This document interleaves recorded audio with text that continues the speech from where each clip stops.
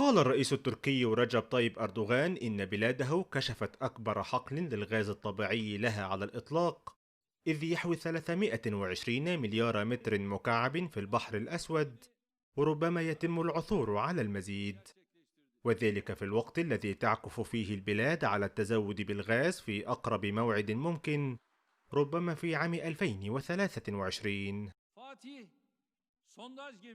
وقال أردوغان إن تركيا حققت أكبر كشف غاز طبيعي في تاريخها في البحر الأسود، مضيفا أن تركيا تهدف لأن تصبح مصدرا صافيا للطاقة.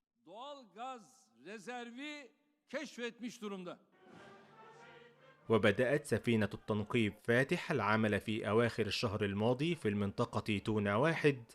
التي تبعد نحو 100 ميل بحري إلى الشمال من الساحل التركي على غرب البحر الأسود. وقال أردوغان إن الاختبارات والأعمال الهندسية اكتملت، وإذا كان الغاز قابلا للاستخراج من الناحية التجارية، فإن الكشف قد يساعد أنقرة على الحد من اعتمادها الحالي على الواردات من دول مثل روسيا وإيران وأذربيجان لتلبية كمية كبيرة من احتياجاتها من الطاقة.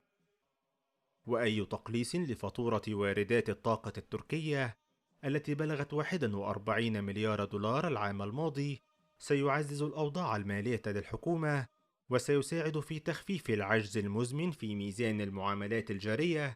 والذي ساهم في دفع الليرة إلى مستويات قياسية متدنية مقابل الدولار.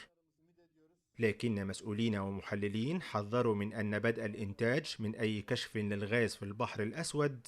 قد يستغرق ما يصل إلى 10 سنوات، وسيحتاج إلى استثمار مليارات الدولارات لتشييد البنية التحتية.